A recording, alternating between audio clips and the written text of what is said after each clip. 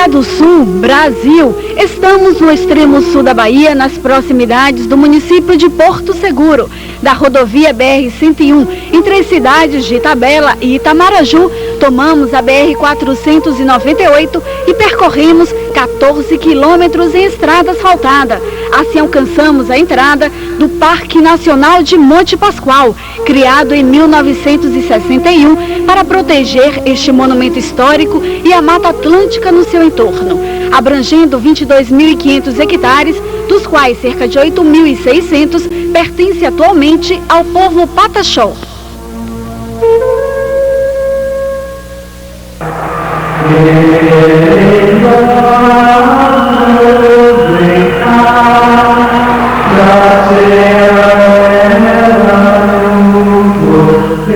Não é difícil de se imaginar a sensação dos homens da esquadra de Cabral ao pressentirem a proximidade de terra quando se depararam com as primeiras aves, os furabuchos, na manhã do dia 22 de abril, no ano de 1500. Ao entardecer desse dia, um monte alto e arredondado surgiu aos olhos dos navegadores.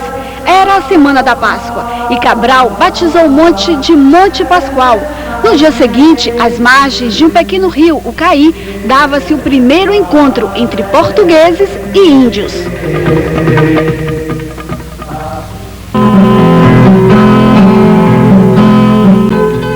Estando no Parque Nacional de Monte Pascoal, é possível nos deixar invadir por uma inexplicável sensação que faz com que, por frações de segundos, sejamos nós a espreitar a mata, empunhando arcos e flechas. Mas se nossos ancestrais indígenas caçavam para se alimentar e usavam a madeira na medida de suas necessidades, mantendo de alguma maneira o equilíbrio do sistema, tudo mudou com a chegada do colonizador europeu. A caça predatória, o comércio de peles e animais silvestres e principalmente a devastação do seu habitat natural, causada pelos diversos ciclos da economia brasileira, somados às dificuldades de algumas espécies em se reproduzir no cativeiro, contribuíram para que hoje curiosos animais que antes abundavam nas matas brasileiras possam ser mais facilmente encontrados em unidades de conservação. Apesar da Mata Atlântica ter sido declarada como patrimônio nacional pela Constituição de 1988, sua área original de aproximadamente 1 milhão de quilômetros quadrados foram reduzidos para índices inferiores a 10%. As florestas que restam deste bioma são repositórios de fauna e flora, cujo patrimônio genético precisa ser preservado. O Parque Nacional de Monte Pascoal, considerado um dos mais ricos em espécies e formas endêmicas da fauna, é hoje refúgio de seres ameaçados de extinção. Conserva-se assim um santuário onde podemos encontrar espécies raras da fauna brasileira. A Floresta Atlântica apresenta aqui vegetação densa e exuberante, com grande diversidade de espécies em vários estágios de crescimento. Onde a mata se faz mais úmida, encontramos várias espécies de musgos, líquens e orquídeas, fontes de beleza de um valor inestimável. A frequência com que nos deparamos com árvores de grande porte como o piqui é uma das suas características mais marcantes.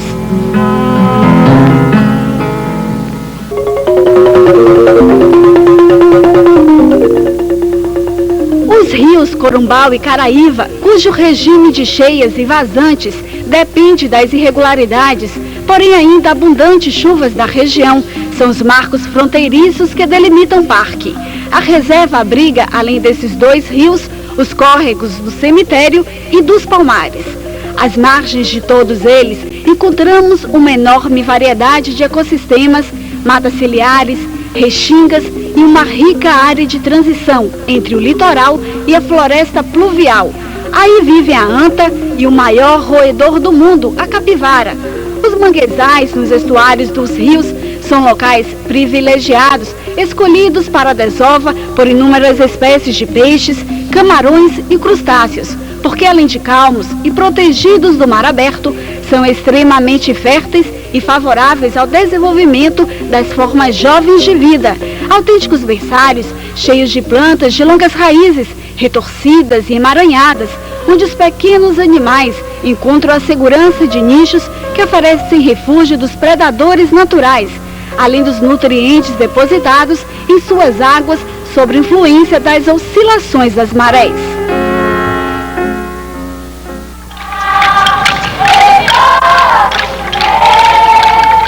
É polêmica a questão do índio no contexto da história. Uma das principais vítimas da expansão do homem branco, a raça indígena, vive um dilema que se estende desde que os primeiros europeus puseram os pés no continente americano. O índio está encurralado entre a necessidade de se integrar aos esquemas de produção capitalista e, ao mesmo tempo, preservar suas tradições. A mesma sociedade que, durante séculos, lhes tirou o ouro, as árvores, a caça e sua história, cobra-lhe uma consciência ecológica que nunca soube aplicar a si própria. Com sua cultura, religião e sobrevivência fragilizadas e constantemente ameaçadas, os povos indígenas lutam para impedir que o silêncio desesperador cale seus deuses e suas matas para sempre. Lutam contra a tristeza impotente que ronda seus olhos espantados. Lutam para ver seus direitos adquiridos.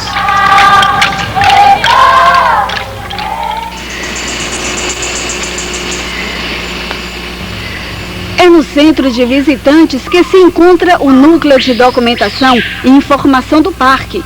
Um passeio muito atraente é a trilha da subida ao Monte Pascoal. Por um túnel de folhas e matéria orgânica, aqui é possível sentir a respiração do planeta, ouvir a mata e percorrer suas delicadas formas e contrastes. Esta é uma grande oportunidade de capturar através das lentes de uma objetiva suas mais belas lembranças.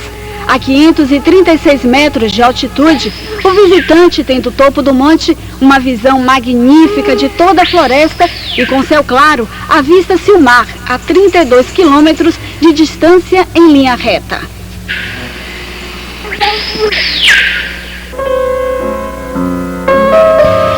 Dentro do Parque Nacional de Monte Pascoal existem partes em que o acesso não é permitido à visitação. Isso se explica pelo fato de que é imprescindível para a preservação do meio ambiente que determinadas áreas recebam o mínimo de interferência possível, para que todo o seu ciclo biológico possa ser mantido em condições naturais.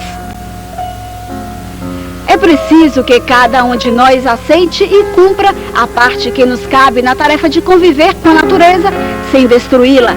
As flores e folhas têm que ser mantidas nos seus substratos naturais. Se forem arrancadas, quebra-se seu ciclo de vida. Observe o animal, qualquer que seja ele, respeitando sua liberdade. Ao caminhar pelo parque, reserve um saquinho para o seu lixo. Para marcar sua presença, assine o livro no centro de visitantes. Jamais risque as árvores. O fogo também é uma ameaça para o parque. Os resultados tendem a ser devastadores, como o incêndio ocorrido de janeiro a março de 95. Muitas vezes, as decisões humanas não avaliam com cuidado e a prudência necessários os riscos de nossas interferências. Por isso, certas medidas drásticas são inevitáveis. É terminantemente proibido fazer fogueiras, retirar plantas, flores, animais e marcar árvores. Transforme sua passagem pelo parque numa visita bem-vinda aos seres da mata.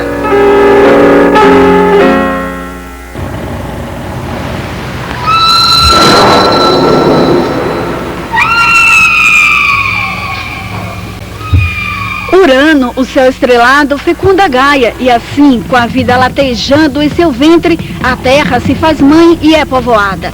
Era o florescer das múltiplas formas de vida que habitavam o planeta. E o homem, simbólico ou didaticamente, já formulava explicações para a biodiversidade na Terra e a qualidade dinâmica integrada dela com todo o universo.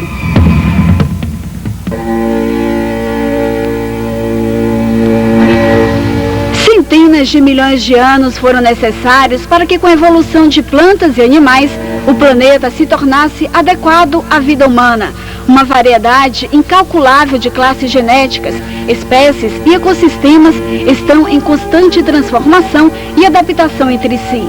Já que nos referimos à Terra como nosso lar, ainda que sejamos hóspedes transitórios, por prudências, deveríamos, no mínimo, questionar esse poder quase divino de vida e morte sobre outras espécies, que o próprio ser humano se concede.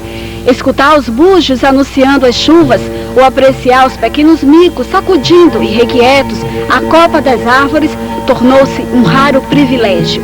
Até a anta e a capivara, que acompanhavam de perto a trajetória dos primeiros portugueses ao lado dos índios, são completamente desconhecidas das crianças brasileiras de hoje.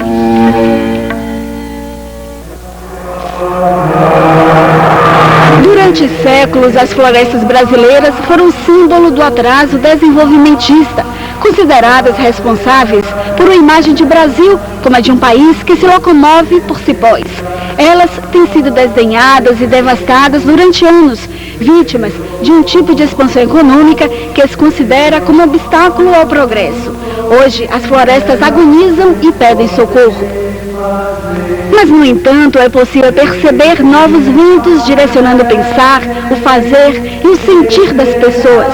São ventos que desencadeiam iniciativas como estas: buscar fontes renováveis de energia, redimensionar o uso de recursos naturais, reciclar, reaproveitar, diminuir o consumo, buscar o autoconhecimento e outras, onde se inclui a criação deste Parque Nacional de Monte Pascoal e as ações para incentivar o turismo ecológico e implantar uma política de educação ambiental para esta unidade de conservação. Estas iniciativas são prenúncios de que a humanidade começa a mudar de rumos quanto ao que considera hoje como desenvolvimento, progresso, qualidade de vida, felicidade.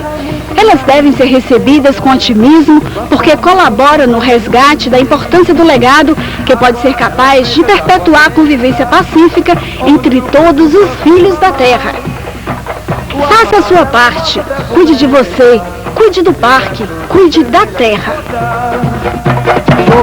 Onde todo mundo senta, onde a gente sempre põe mais oh, doce esplêndida aguenta toda essa galera em jejum.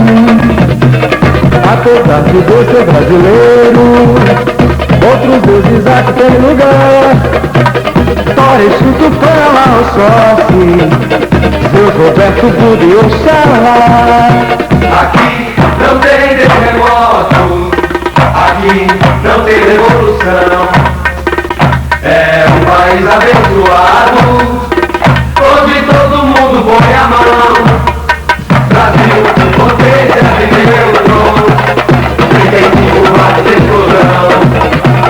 Ilha de paz e prosperidade, no mundo conturbado sem razão.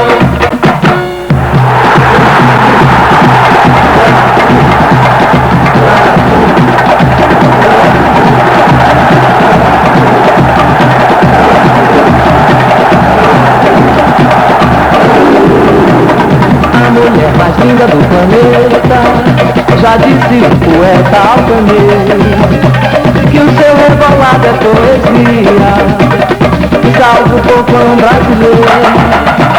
Mais do que um piano é um cavaquinho, mais do que um bailinho é o carnaval, mais do que um país é um continente, mais que um continente é um quintal. Aqui não tem terremoto, aqui não tem revolução. É um país abençoado.